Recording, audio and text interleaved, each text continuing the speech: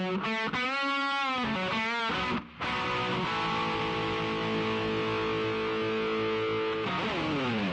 on. All right. Welcome to the Ofx podcast. I'm Dave Claxton, and here with me, as always, is our Healy tape Hyrox heroine. I don't know. We got a lot of H's going on. I'm doing two of these. I was not prepared for two names. H. Yes, the H. Spent some time in Quebec. Everything is H. And I've got my hat. This is not my hat, by the way. I am Hyroxed up. I'm very Hyroxed up because we have an interview with Lauren Weeks, who, in case you don't realize, is the 2023 Hyrox Women's Champion.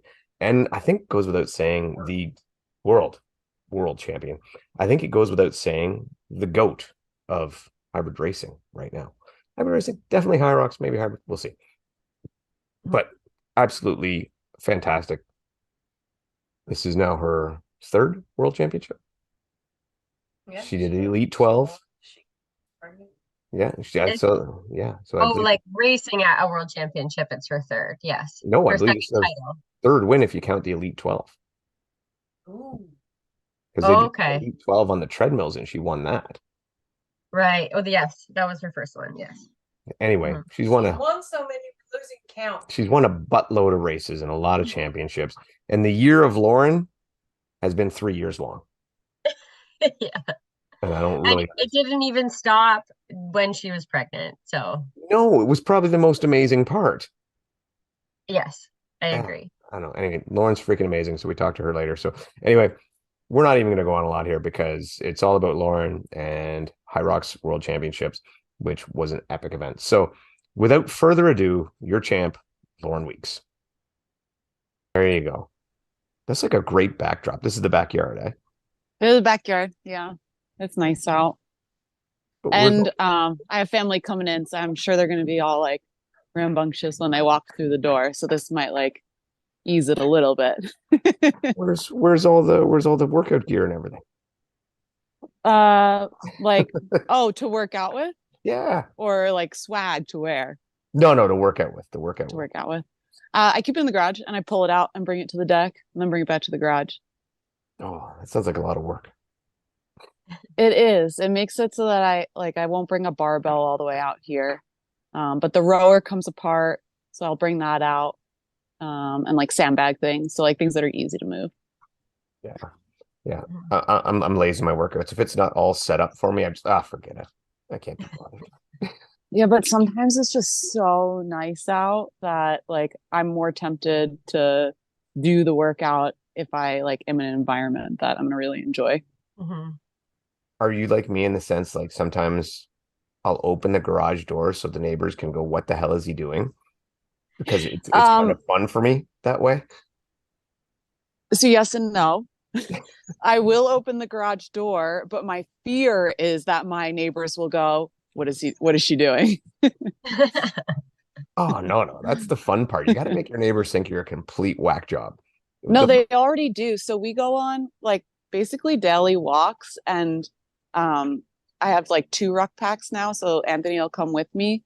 And my dad came to visit a couple weeks ago and he went out and took our dogs for a walk and they turned to him and asked, "Where's your backpack?" He just responded and said, "I'm not like them." That's not entirely true from my understanding, but whatever. That's what I said. We convinced him. I gave him a weight vest. There you go. I'm surprised because he's a pretty strong dude. I'm surprised we don't see him out doing more of this stuff. I'm trying really hard to convince him. It's the running. He doesn't want to do as much running as we have to do. Becca's strong. That's what I said. I'm working on it. Maybe we'll see him this year. Could do a relay with you. You guys could do a relay team together. Oh. Working on it. All right. Trying. Knocking on the door. Beth might have real questions. I just have stupid questions. By the way, before Beth has real questions, here we are. Your Hyrox assassin, your female 2023 world champion, the ever arrogant Lauren Weeks. Probably the most humble person in the world. But anyway, yes, Lauren Weeks, Hyrox champ. Beth, take it away.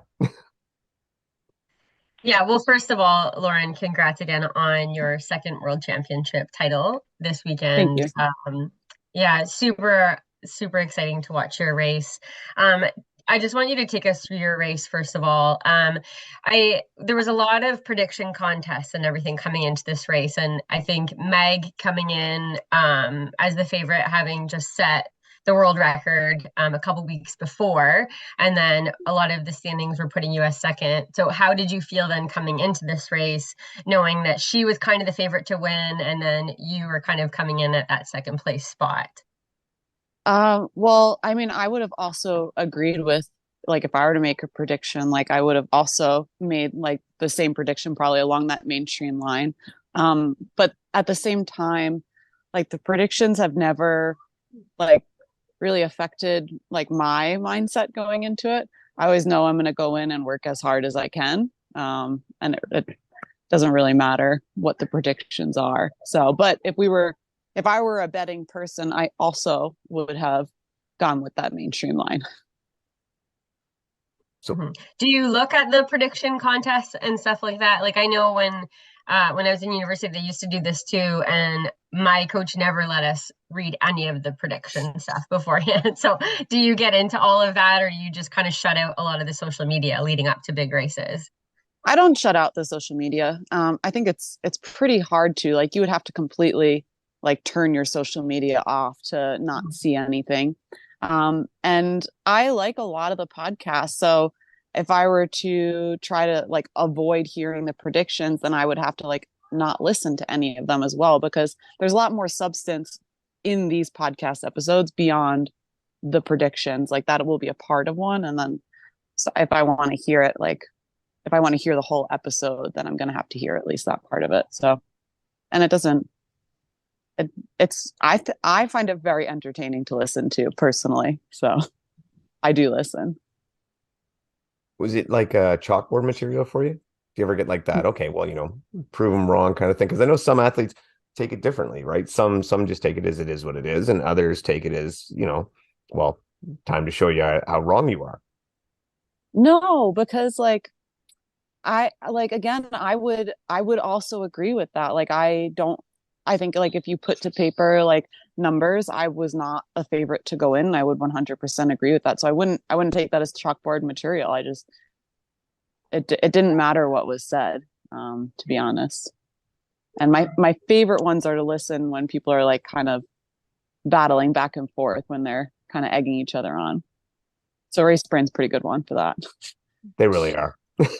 They're doing great stuff. Yeah. Um, going in, I'm trying to say figure out how to word it, but so you didn't feel like did you feel like the underdog? And in a sense, should you have been considering your past history? I mean, I heard it read off a couple of times today, that Anthony's putting together all these placements that you've had in every event. So should you really have been the underdog, or should all of us be slapped in the head for remotely thinking you wouldn't win?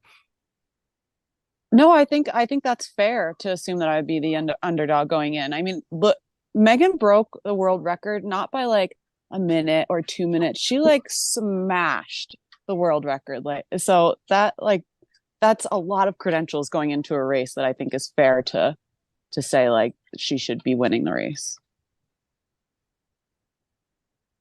So, but you and Meg have a pretty good camaraderie though. So with you with you and her, and then we had the top four women all being American women. How did that feel though? Did you guys kind of attack it like a team thing where, we're gonna take this podium, like all American women are gonna fill the podium? Did you kind of work together at all with your strategies?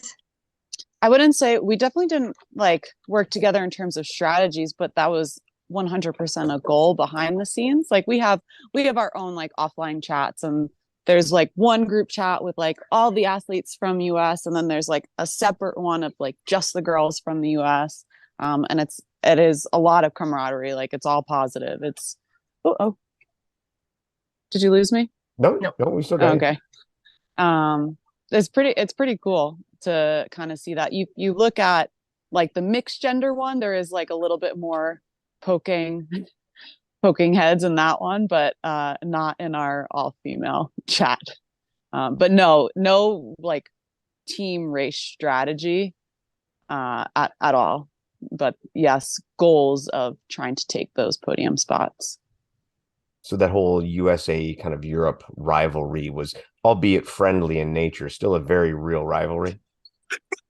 I think it's just fun to like have people that you can consider teammates. So I don't know if I would say rivalry, but like more if you look at it on the opposite side where like you now have somebody who you can consider your teammate. Like it feels you feel more supported going over there. All right. Yeah, take us through the race because I mean, going into it and like, when did you get over there? I got over there Wednesday afternoon, so not super early. No. And No. how did you approach the race? Did you, because some people take this like a racecation and are out sightseeing and everything. You, I from what I see, seem a little more down. Yeah, I would love to have taken it more of that, but I would have either needed to come earlier or stayed longer. So for me, it was I tried to see what I could by like doing my runs, as many as I could outside and exploring by foot. But besides that, I didn't do any extra. I mean, I landed Wednesday afternoon and our race was Friday, and then I flew out Saturday. So it was, I mean, there was like one day that like wasn't a travel or a race day that I was there. But I am very jealous of the people that did get to kind of do a staycation for it or racecation, I guess is what they would racecation for it. But no, I didn't. I got there. I was super tired because I mean, I'm sure nobody coming from overseas had slept for like a day. So I did my workout, got some food, went back to the hotel room and laid down and went to bed right away. And I ended up sleeping like over 12 hours. And I was in bed for a very long time. That's probably really helpful though. That would like, I'm sure it was. It was yeah, nice, but I was so tired by the time I woke up the next morning. Yeah, it had been over 12 hours since I had gotten into bed. I'd be way more worried if I landed and then like slept for 3 hours and woke up and I'm like, oh, damn it. No, I wasn't. So my theory is being horizontal is better than nothing. So if you are having trouble sleeping, I just stay and lay there in bed for as long as I can anyway. Even if I'm not going to fall asleep, I think it's better to at least be laying there and pretending to sleep than around and walking around worried that you're not sleeping. Simple, makes sense. Yeah, my theory at least. It's worked Yeah. so far. Like even not just like in terms of races, like anytime I've traveled, just at least like laying in bed when I should be in bed. So I'm just curious too, like is one of the reasons that your travel window was so small, are you still nursing? Yeah, I pump like so it's I mean I'll breastfeed, but also like a lot of pumping to kind of hopefully have enough while I'm gone as well. But yeah, so that is a big part of it. Like if there's not enough, like our stash is pretty small now. Like we had a large stash and it's definitely dwindled in terms of like how much I had been able to like prep leading up to like all these times I'd be away. My goal is to get her to a year, so we've got like a month and a half left. Do you find then with nursing, does it affect your energy levels at all still with training? If it does, I mean, I'm sure it does, but if it does, I think I'm significantly more used to it than I was previously. And it's also way different than in the beginning where like she was only taking breast milk. Like now she also gets solid, so I don't have to produce as much. So I think that's helped quite a bit. If she weren't having solids, I'd be in rough shape right now for sure. So along this, oh, sorry, How old Beth. is your youngest, Bethany?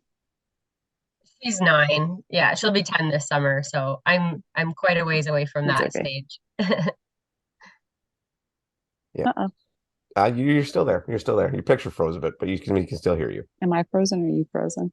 Can you hear us? There you go. Yeah, You're you're good. Okay, good. nice. Okay. So along the same lines, actually, well, just stay on that Okay. type. So I before. can hear you. Okay, good. Okay, there we go. All right. I was like, I So, can hear you, but you were both frozen. oh yeah, yeah. No, it's all your fault. We're good. Probably. So along the same lines, we heard Kent talk before about when he had his son. It made him focus his training. It made him be more deliberate and more um, less fly by the seat of his pants. He had to be far more programmed. Have you found the same thing with Lily? Has she forced you to be more focused? I yes and no. I think like yes, I need to be focused and not like if my window is there, I need to take it, but not so much where Kent's schedule is very strict. Like he has his window and he has to work out in that window. My windows I count as okay, she's happy, she's been fed, she's gonna be like content to be there with me while I'm doing something. So it's I can manipulate those windows, I think, a little bit more than Kent is able to because his is like I have to get this done before work. Mine is okay, she's happy and I think she's gonna enjoy being here with me during this moment. Now's my window, I gotta go. But I can like kind of manipulate when that's gonna be. Or nap time is actually a great time too. But I also get to kind of choose when nap time is. Mhm. Because she gets worn out pretty easily, so like she could have an early nap time or a later nap time. Do you do any training sessions with a running stroller? Yes. My running shoulders best friend, and then I was talking to my parents. We're probably going to go visit them next week, and I was saying that I might like come a couple days later than I'd originally planned because I wasn't going to have a running stroller, and I didn't want to like keep her inside the whole time. And I got a text from my mom today actually saying, "Oh, I got you a running stroller, so you can still come early." So I'm still going to New York early. Yeah, If I love seeing how moms really make it work. Like, and I had both of my kids, both of them just loved the running stroller. And when I had two, I had a chariot and I'd just zip them up in it and I'd throw toys and snacks and blankets and you could get some really solid training sessions in with the running stroller. And it's just one of those things too that I think it's such a good training tool because you get so good at adapting and just pushing the stroller too, especially with two. You get that much stronger. So well, and it's when you're not pushing it, it's like just that much easier. It's like you take a weight vest off. yeah, yeah, exactly. But yeah, I loved it. They make these new ones. They're so expensive, so I haven't like bit the bullet on it, but they make these new running strollers that you it's almost like a bike trailer. So it has like this like attachment that goes around your waist almost like a waist belt and it's behind you and you run with it as if you're like dragging a sled or something. Um Oh, wow. I think the company is called Kids Runners, something like that. But it looks pretty cool. I want one, but they're like $800 right now. So Maybe they'll sponsor you. maybe I can try and reach out, be like, hey, I promise to take lots of videos of this. Be foolish not to take you up on that. I Yeah. think I might buy one of those and just fill it full of weight. Yeah. I mean, I already gave them a shout out. I'm pretty sure the company's Kids Runners. They have an Instagram handle. Yeah, we'll be sure to tag him for sure in this. Yeah. So get into the race. All right, I want to talk about the race. Lauren, Meg, constantly out fast like bullets, going out hot. Were you surprised everybody went with you? I probably would have been surprised had I known. But I don't I make sure to not like look behind me when I'm running. I mean, one, I think that could take like an extra even half a second. It takes extra energy. And like especially that first run, you're going into the ski erg and so much can change there that it doesn't matter. So if I had known that everybody was like going out hot too, I probably would have been surprised, but I didn't know, to be honest.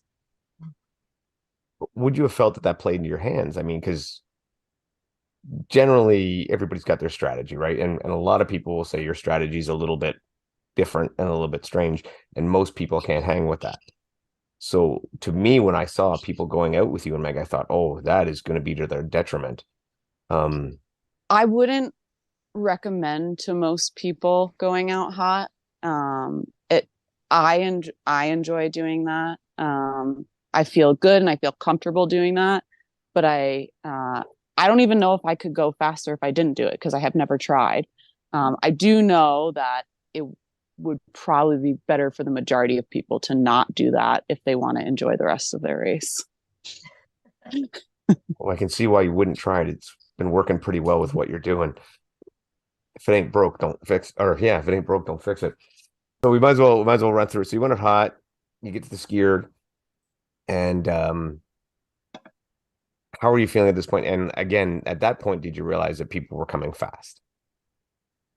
I could tell that like at least five deep were with us. But I wasn't like kind of looking further than that, but I could definitely tell that there were like at least a group of five of us. I didn't know that all 15 had jumped onto the ski erg right away. For the ski erg, for me, I've learned to try and go off of feel, because not all ski ergs like seem to feel the same. So if I try and pick a pace, that could mess me up one way or the other. Like if I try and pick a pace and that pace is just like too hard to hold on like the ski erg that I'm on, then I'm going to be dead for the rest of the race. And then vice versa. Like if I feel really good, but I'm like, oh, but I should be at this pace and I slow down, then I'm losing maybe a couple seconds that I could have gained. So I've learned to like not try and kill myself on the ski erg, but also not set myself to a specific time. And that particular station, I have to go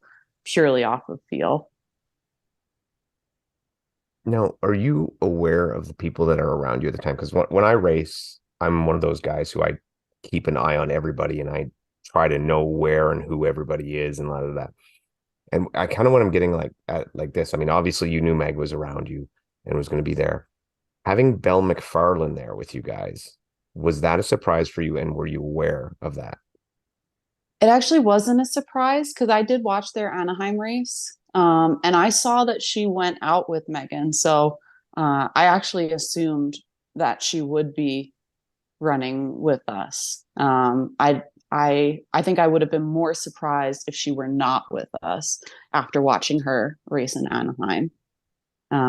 But she performed so well that whole time. Like it's only her third race too. Like that's absolutely insane. I feel like I've told everybody that I've gotten to talk to, like she is going to be a force next year. Like if she's only three races in and running as well as she is right now. While I was watching it, and I mean, we're supposed to be talking about you, but whatever, we'll sidetrack a little bit. When I was watching it, I kept watching her and I would see her go and like and make moves and run with you and Meg, and then I'd see her drop off in a bit. I'm like, okay, she's cracked. And then all of a sudden she'd be back up again. And I was like, holy shit, she's the real deal. She's really got it. Because in my mind, I was thinking if she's maybe making some rookie mistakes right now and still competing at that level, much like you said, what is she going to be capable of when she's more seasoned?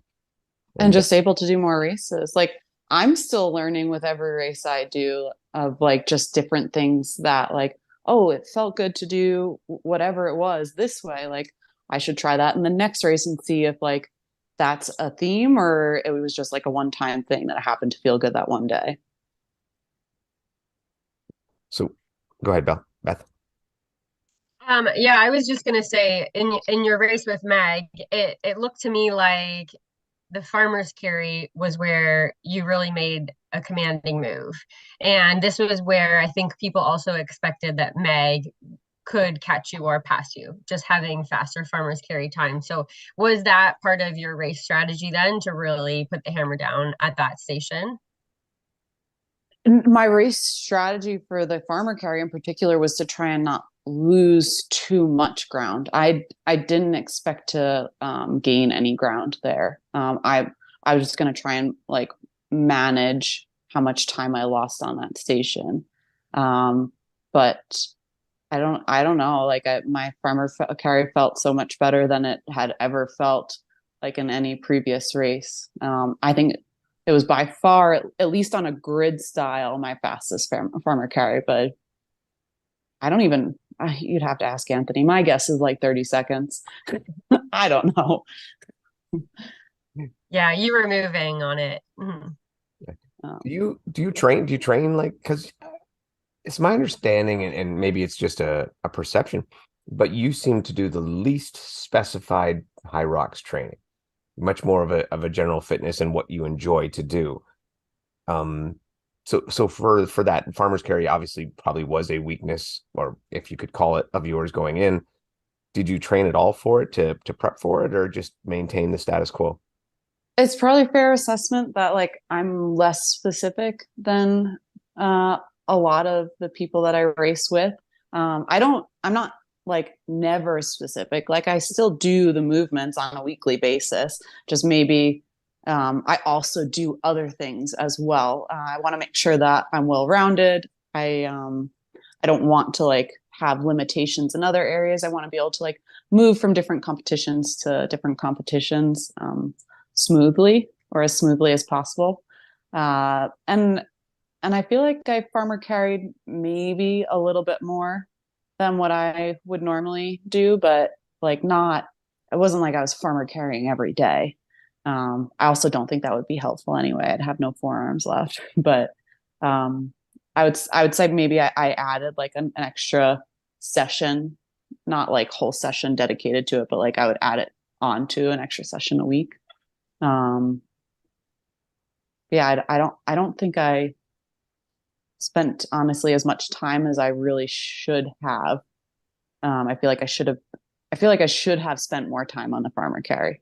I think we're going to get ourselves a set of kettlebells so I can do them at the house. That's a big thing too. Like the majority of my training is at the house. So anything like a farmer carry, I have to go to the gym to do.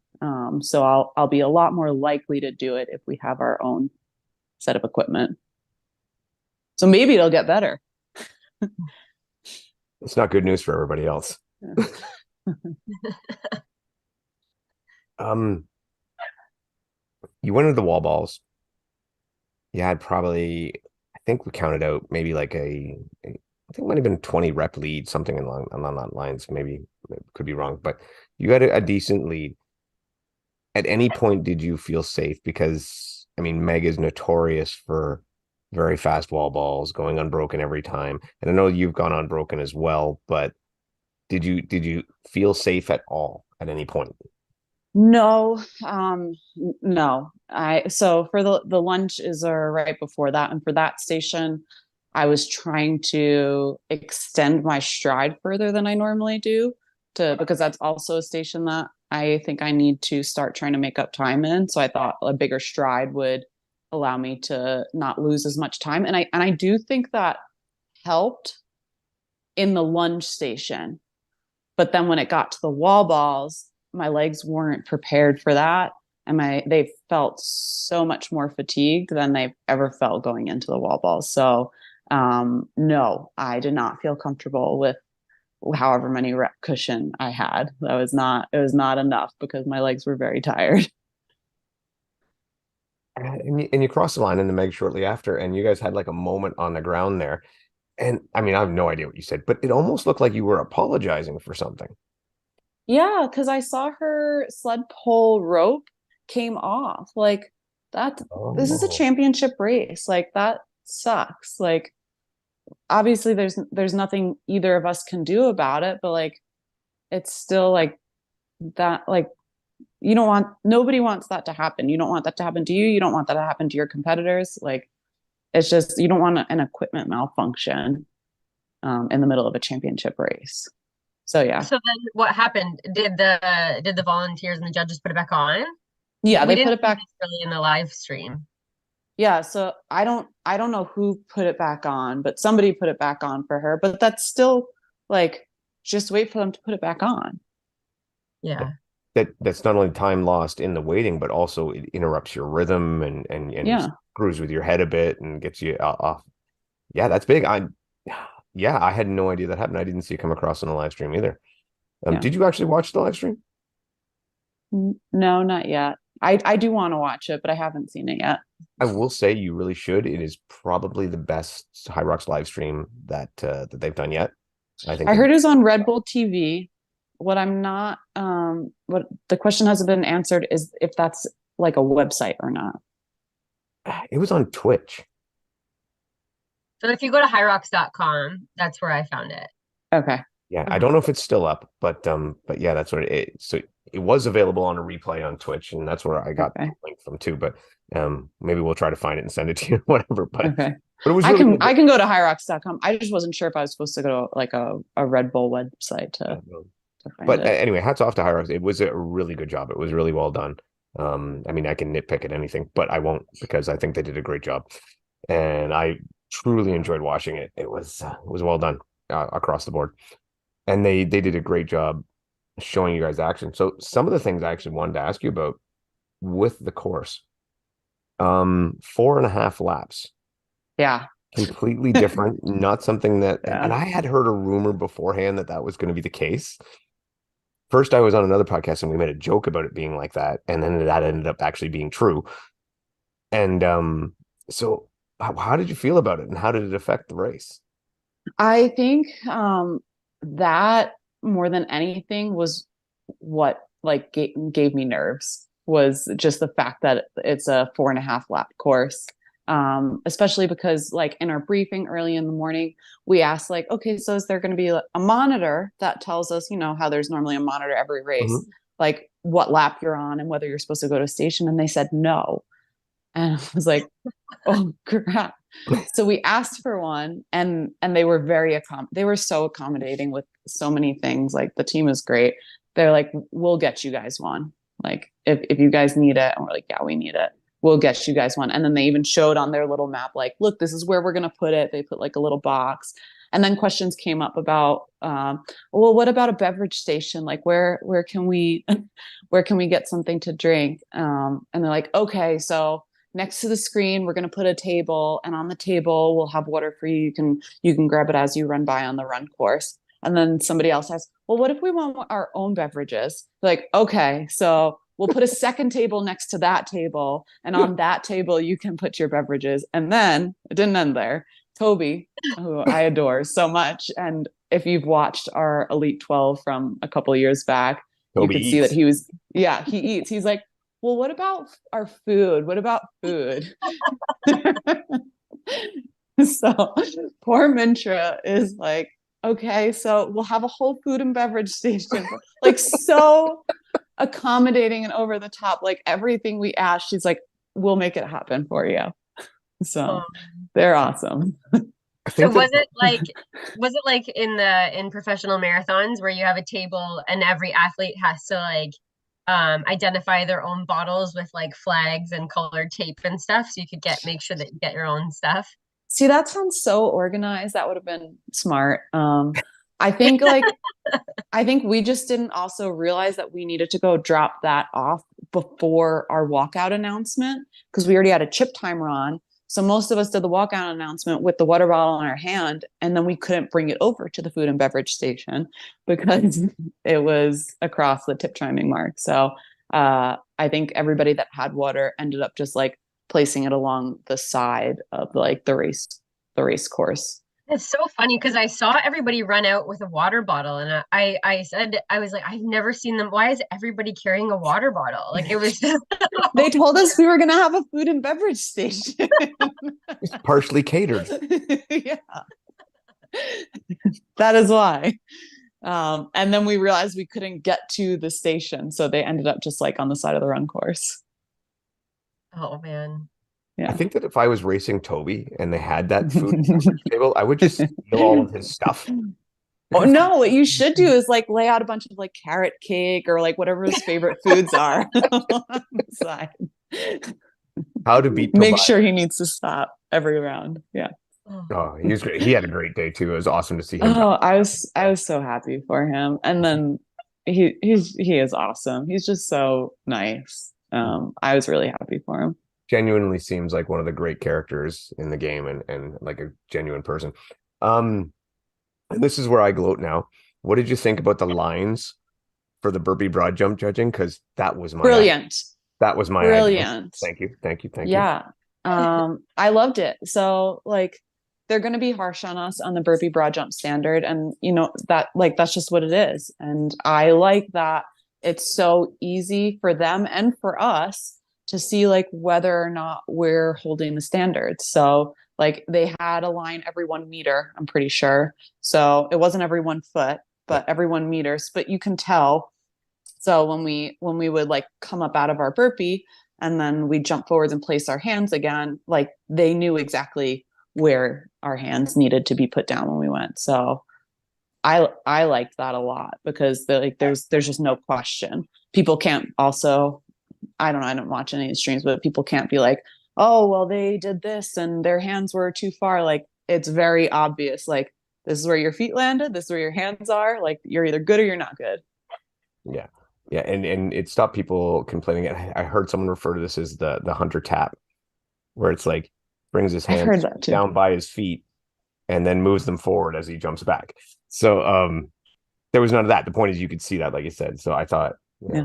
I was glad they did it. I was really glad to see it. And I am too. I don't know how like tedious or expensive it would be to do for a normal race, but it'd be cool. Or if like we could just make specialty carpets that like already have the lines, so all I have to do is roll them out. Again, I don't know if I'm asking too much. My understanding is that's going to be a norm. That's gonna be a thing that you will see at every race. That was my understanding. So I could be wrong. Other than that too, you also had like double lanes. And did you guys not have, because this is something I think came up with Alundra, maybe I'm wrong, but did you not have to stay inside the one lane even though there was a double lane for each other? Like it was a bit of a different scenario with the lanes? Yeah, so you had your working lane and your basically where you're allowed to run lane, and it might flip-flop depending on like which station you're on. So if you were working on one lane, you're supposed to run back on like the one next to it. I don't know if they would actually penalize you for that. You were going to get a penalty if you ran outside of either of your 2 lanes. I know that you would get a 1-minute penalty, I think it was, something like that. So they didn't want you cutting all like the way across. Well, they also didn't want anybody taking like a diagonal across, like say we ended on the opposite side and then we had to go to the out, like you had to run back through your lane versus like cutting across all the lanes, which I think happened in Vegas. So they just like went straight with, you get a minute penalty if you do that. Do you think that they learned a lot of lessons from Vegas? Like, I mean, obviously atmosphere is atmosphere. It's going to be what it is. I mean, I know there was a great crowd there. That was obviously probably pretty spectacular for you guys to go out with that huge, yeah. How was the crowd? How did it feel out there? It was crazy. Like there were so many people and they all know what Hyrox is. Like, I think like you can probably see, did you see there were like 2 sets of stands? Mm-hmm. Yeah. So like there was one set of stands with, I don't even know how many people. And then across the other side of the stadium, there was like another set of stands. And unlike any of the other like championship races I've done, they had the run course inside the stands. So they could like literally follow what you were doing the whole time, like while you were running, because instead of running behind them, we were running in front of them the whole time. So it was really cool. It did look like a wild, and that venue just with the glass ceiling. That's so beautiful. It is a really cool venue. And I guess we'll stick with ambiance and whatnot for a bit. Did you hit the after party or did you skip that one and have to go home? I was already on my way home by the time the after party happened. Yeah. So I wasn't a part of that. I actually haven't even heard any details yet. So I don't know what I missed yet. Wow. I don't know if you've heard any details. I've heard that it was, I actually heard it was better than Vegas because, well, for starters, everybody could get in. Well, that's a good start. So I heard it was very well. From Ian K. He does the fitness racing podcast in the UK. I heard that it was pretty good. He was at it as well. So go to you guys had a bit of a meeting, is my understanding, and you don't have to say exactly what went on with it, where they talked about changes for next year's qualification system. So I won't ask you to relay what the changes were, but I'm gonna read you what Fitness Racing Podcast had essentially. And I just wondered how you feel Sorry. about some of them. Can you hear them? No, No. you're great. Don't worry about it. You don't hear? No. No. Oh, my dogs are going nuts. Well, you hear a little bit, but that's fine. Don't worry about it. All right. So what they were told was there will be 4 regional races, 2 in Europe, 1 in USA, and 1 in Hong Kong. And any athlete from any region can participate in them. Each race will have an auto qualifier for the top 3 into the Elite 15 for World Championships. There will be no roll down, and if someone qualifies at more than one, like you ladies did at this year's European and North American Championship, again, there'll be the same thing. There'll be no roll down. To qualify for regional race, you must have a top 15 qualifying time. Times can be gained through on all non-regional races throughout the year. Your qualifying time is now based on your average of 2 races, fastest 2 races. And there'll be a last chance qualifier 4 to 6 weeks out from World Champs. So how do you feel about these changes, and do you think they address some of the issues they had? So I think it depends on like how they're trying to market it, or if this is even part of the marketing thing. So if they're trying to display this out to the masses, like it's very confusing. Mm-hmm. But if that doesn't matter and it's literally just to try and get the people that they think are the right people, I think there's a lot of pros and cons to it. I like that there's more ways to race into. So there's 2, technically 3 with that last chance qualifier. There's 3 more opportunities this upcoming year than there were the past year to race your way in. Uh-huh. So I do like that. I think what's hard is still qualifying for them. There's a lot less races here in the US and like none in Canada yet. To get a qualifying time to even be able to get into one of those races. So like I was even kind of struggling with that, thinking like just over however many days we've known that this is the case, like I don't know if I can make one of the fall races yet. Like I'm not 100% sure. And if I can't make it, then I can't go to the qualifiers. And then that would mean that I need at least 2 regular races. And I don't know if that's going to happen either. So I plan on going to New York now, which is in like a week and a half, to make sure that I can at least try and get a qualifying time. But I think that's more like an issue for people who like have a crazy schedule, especially here in the US, because we just don't have enough opportunities. And then I think it's a big ask to ask them to give us more, because like I can't ask them to put on another event. Like that's a huge undertaking just because I need another place that I can try and get a qualifying time. So lots of pros and cons. But now I'm going to New York. That's good for the people in New York. And I'll lay this out there because this is the first time I've had to comment on this too, and really the first time to get a hold of it. And I say this with all the respect in the world because I love Mintra and I love what they're doing and stuff, but I think they have totally missed the point as to what the problems were. Yeah, I like some of the things they did, and if they made a couple of little tweaks, I think it would work really well. I think that if they made the qualifiers open, as in anyone can go, that alleviates the times that alleviates the problem of every course being different as far as speed and how much time you can get on it to qualify for the regionals. And then in the regionals, if they made roll downs, that would change as well, because obviously a lot of the athletes are going to go to each race because those are the money races. So you could theoretically have the same 3 podiums at every race. You could almost theoretically have the same race at every race. You know, the same 15 people theoretically, which doesn't help the problem at all. So I actually think those are really good suggestions. I know. I personally hadn't thought of them. But I think that's a great suggestion, because then you know if it is a big race with big money, like there are going to be a lot of good people there. Yeah. So And so if we go into a situation like we had last year where you and Michaela and Meg take the podiums and let's just say that all 4 races, for example, well, that means there's now 12 spots done by time. And we all know that that sucks because the time is not equal. A race is not a race. But if you had those races and then you had the roll downs, then now all of a sudden people are able to race their way in, to show up on the day and race their way in. And even if they don't win the money, they can still race their way into the finals. And I think that it's a simple change, doesn't require any change in structure or money or setup or anything like that. It's just a simplistic thing. And then, like I said, I know they don't want to make the regionals an open because they like the grid system for the top 15. Personally, I say save the grid system for Worlds. It looks awesome. It's fantastic. But if you really want to make sure you have the 15 best at Worlds, do away with the grid system for the regionals and still have your top 15, still televise it. And you can use time to seat the top 15, but that doesn't mean someone outside the top 15 can't sneak in. It's a good suggestion. There you go. I'm done on my soapbox.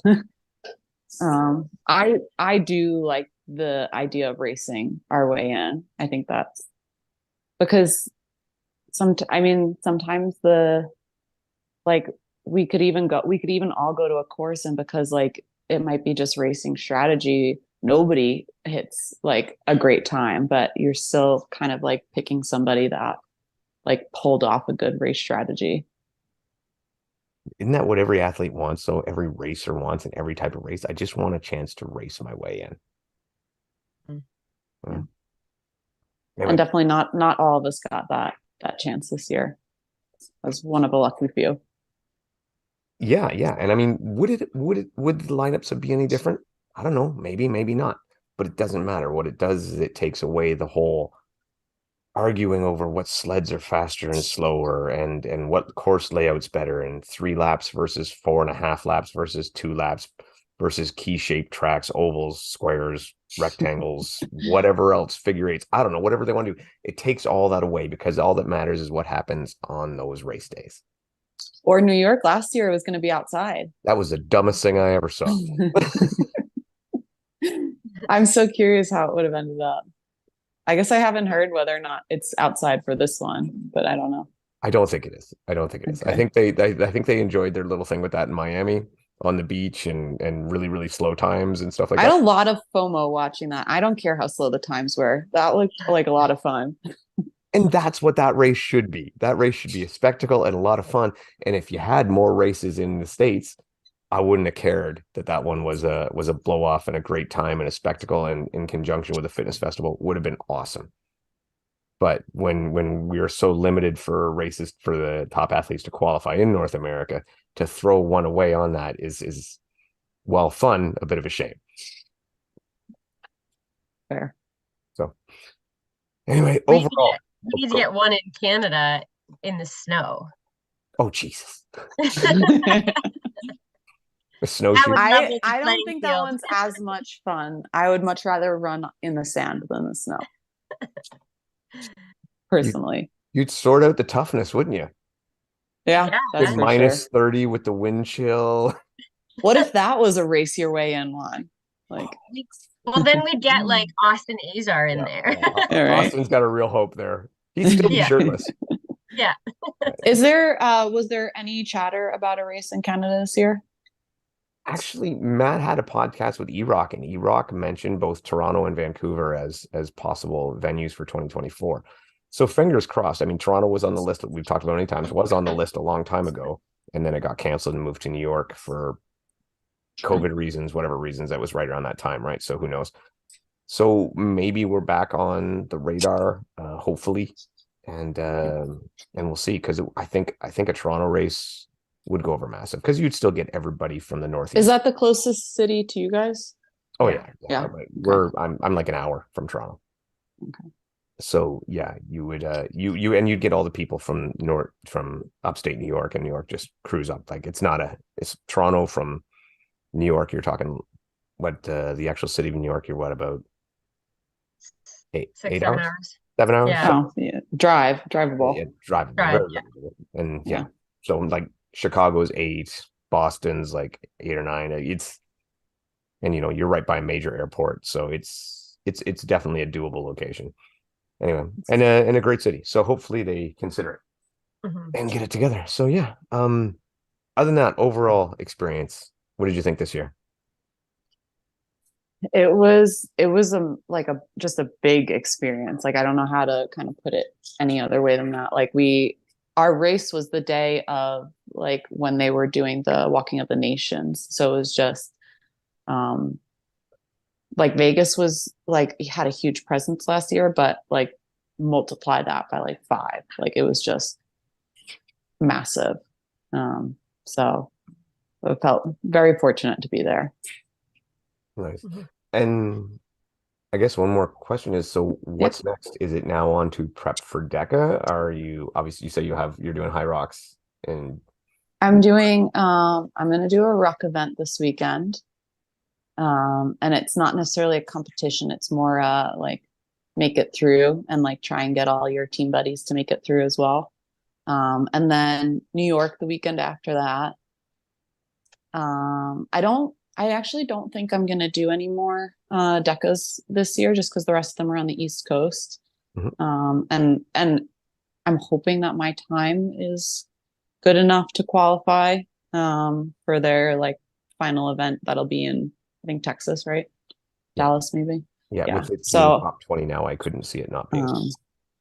I don't have any plans on jumping into another DECA before that, unless I have to. So I'm looking actually at some more like trail races and some Spartans and like kind of everything opposite of what I've been doing. What Spartan races are you eyeballing? Definitely the Utah one, because it's in my backyard. It's like an hour drive for me. I emailed, I don't know, 2 or so weeks ago to try and get, I applied to be able to do the 3K, but I haven't heard back yet. So we'll see. You're in. I tried. I haven't heard yet. No, you're in. They haven't had a full female field yet. You're in. But nobody responded. Like, I put in an application. Gary, get on it. So I want to do the Palmerton one. We're gonna be there. Yeah. Okay. Yeah. Well, I'm hoping that I get in and I can see you guys there. But Gary, get on it. I haven't heard yet. I don't plan on going to the Mexico one. But I do want to do the Palmerton one, like, just so that I have like the potential, if I wanted to travel to Abu Dhabi, like, you have to at least do one. Like, I don't want to not be able to go because I didn't do one. I want to, like, if I don't go, I want it to be because like I decide not to go, not because I'm not allowed to go. Well, and so, I mean, and you've got experience, right? You've done this before. You've done Spartan Cross at Spartan Games. Yeah, I don't know. I honestly don't know how the 1K will go. That part kind of scares me a little bit.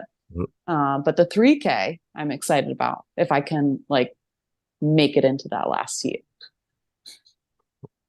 Awesome. So I got one more question for you, and it kind of leads into all this stuff that you talked about. And you might not be able to do it or not, but we've seen you do CrossFit stuff.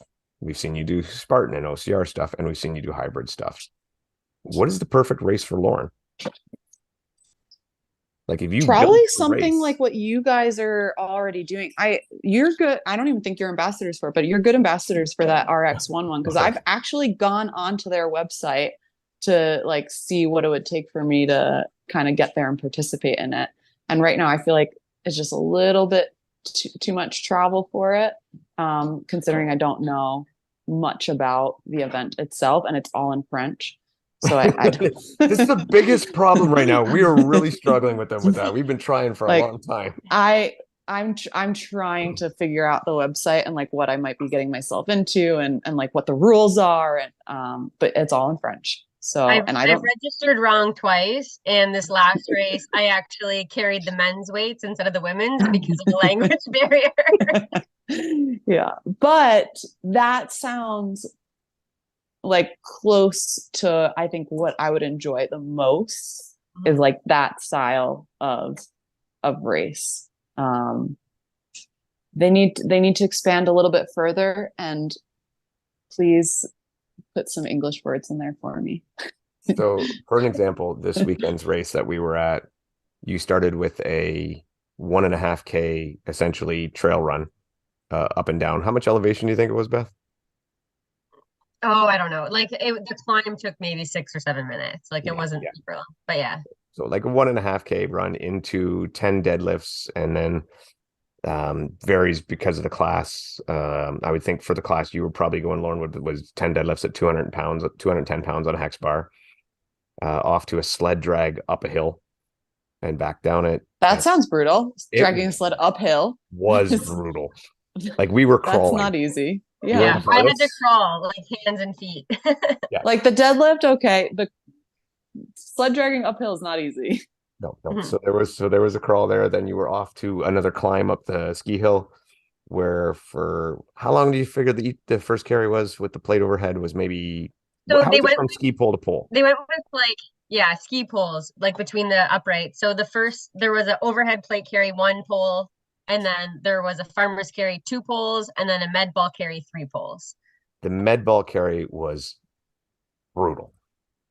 Was it a front carry? It was Like carry a bear whoever you hug? want, However you want. however you want. But so for you, or because I did the men's expert, I'm gonna assume you would do the female pro.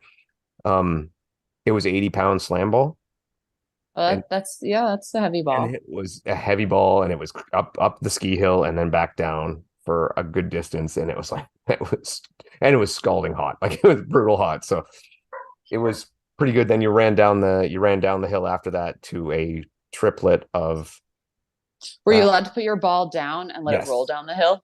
No, no, shockingly. But I did see a dude in front of me. He dropped his on the way up and it rolled away from him a little bit on the way down. So Oh, that was not nice. That's very sad, Yeah. actually. Then you were down to a triplet of toes to bar. Um, See, this sounds awesome. yeah, toes to bars, Yeah. thrusters, and burpees for what 21, 15, and 9. You had a triplet of that. And then finished with 100 double unders. And then for the pro, had a short handstand walk. That's cool. So I'm hoping we'll either see them expand or more events like that pop up. yeah. They're Well, awesome. they are great. They're great. But yes, they are in a very small, limited area. I think even like the travel is one thing. I'm like usually like try to make that work if I can, but like not being able to understand the website is a really big barrier that like is definitely stopping me from like pulling a trigger on something that I don't understand. All right, now here you go. I can bet you, wager you, we can get you figured out on the website. We can translate that for you and get you set. Yeah. And I bet you, with the guy running it, knowing who you are, I bet you we can get you in the race, and the finals. There's cash prizes for podium picks or for Do you have podium. to qualify for finals? No, you do not. You can just show up and run. I have to find out the date for that then. I think it's August 13th, isn't it? Something like that. August 12th. 12th? Yeah. That might be the same day as that Rally in the Valley event. Oh, Yeah. I'm trying for you, Sebastian. Oh, well, anyway. Sorry. next year. Yeah. Work on them translating it. So We there's will. like a French and an English. Absolutely, absolutely. And then All right. So that's all I got for Lauren. Beth, you got anything else for today? No, thanks so much, Lauren, and congrats again. It was such a pleasure again watching you race and just crush the world championship. So congratulations. Yeah, and all the best in the rest of your season. I hope we catch up with you at a race sometime soon. Thank you. I hope to see you guys in like a month. It sounds like month and a half. Absolutely. Take care.